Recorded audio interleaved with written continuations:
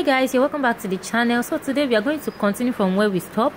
In the previous video I already showed us how to draft and cut a female shirt. So today we are just going to continue, and I already transferred my pattern to the fabric, and as you can see, this is the front I cut two, and for the back I cut on fold. Okay, that is, I fold my fabric into two just like this, and I place my pattern on it. Okay, so after which I had done that, I now add my seam allowance on the shoulder, the neckline, the armhole area, except for the side.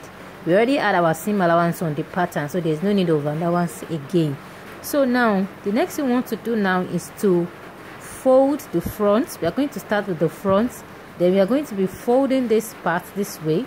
This is the allowance I added for the button and overlap. So you are going to notch the center this way, and we are going to be folding 1.5 inch, and the other 1 inch is going to be overlapping this way. Remember, we added 2.5 inches. Okay, so here now you are going to fold in 0.5 inch first like this, then you fold 1 inch again, then you will sew it down.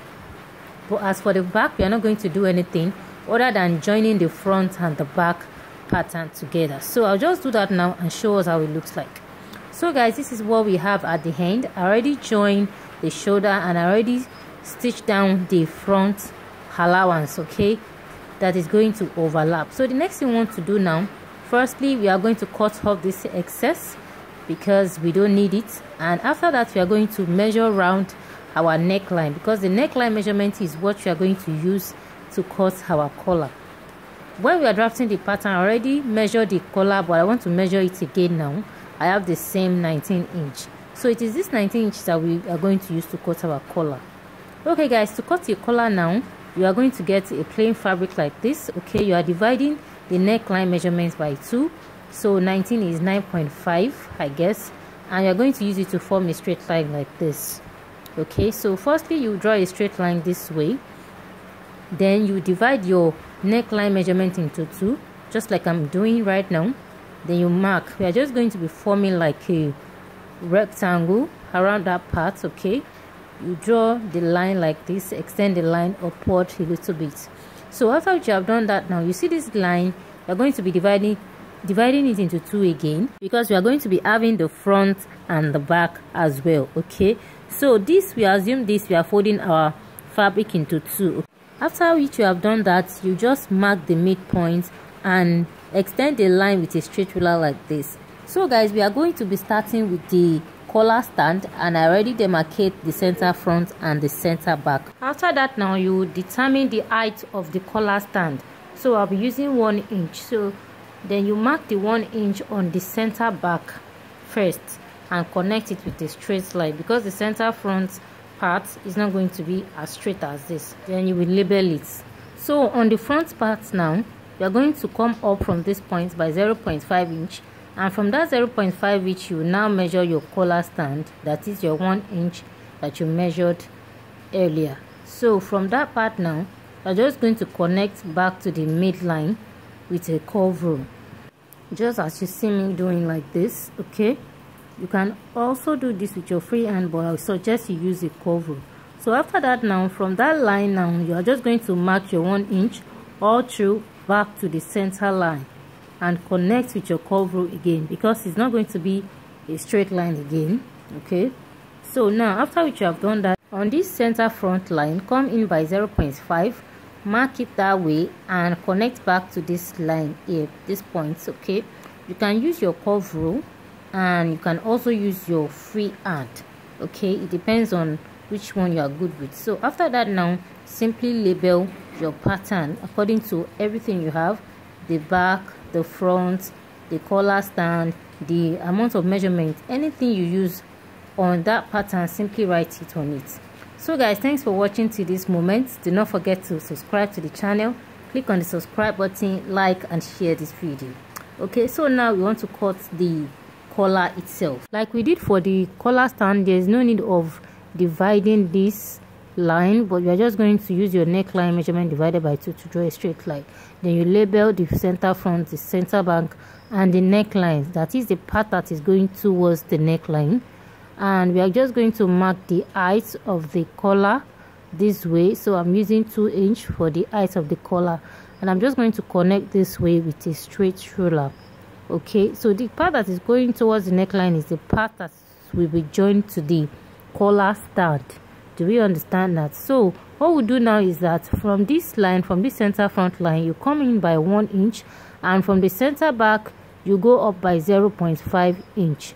Okay, so now from this 1 inch you connect to the tip of the top of the collar, and from this 0.5 you connect with a curve like this, just a slight curve. Label the first one as the collar stand so that you don't mix it up. So here I'm going to be cutting on fold. Okay, same thing applies to the collar stand as well.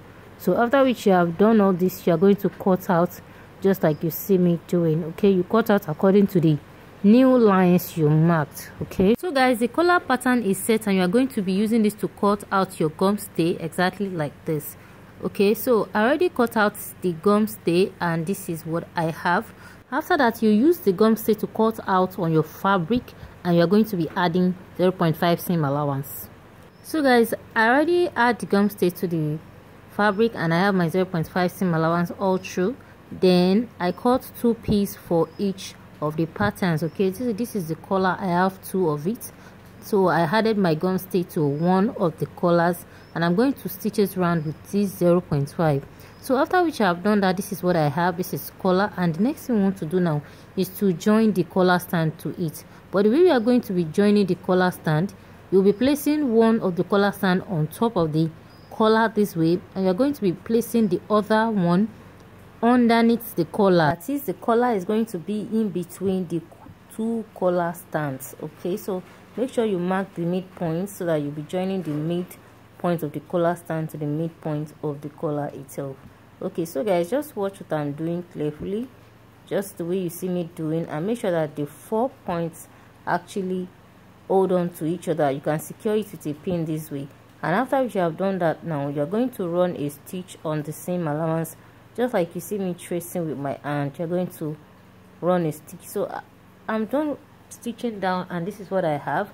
So after that, I just notch my collar this way to make it relax, because this fabric is kind of light and the gum stay is thicker than the fabric. So this is what I have. So you can just hold it down with pins to put it in place. So after this, now we are going to join to the neckline of the shirts. Okay, so before that, I would like to show us how exactly it's going to look. So after that, now you're going to run a stitch, but before that, you're going to fold in your collar, and this is what you are going to have at the end. You are fixing a button to this part. Okay, so now let's just go and fix it to our bodies. Okay, but before we do that, now we are going to be finding a midpoint at the back neckline of the shirt. Make sure that the shoulder is touching each other, and you notch it just like the way you see me doing. Then you will place the collar on the neckline.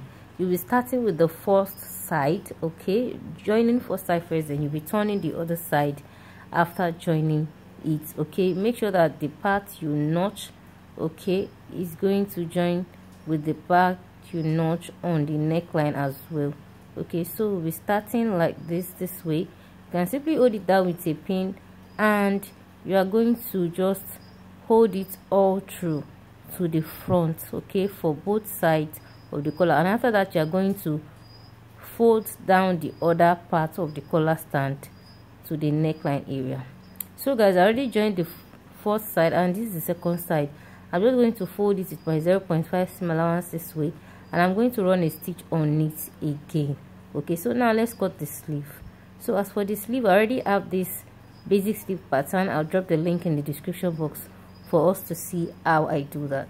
Now I'm going to be folding my fabric into 4. As you can see, I have 4, and I'll be placing my pattern on it this way. I already have seam allowance on this pattern. Okay, so I'll just fold my fabric in a way that it will be enough for my pattern, then I'll cut it out.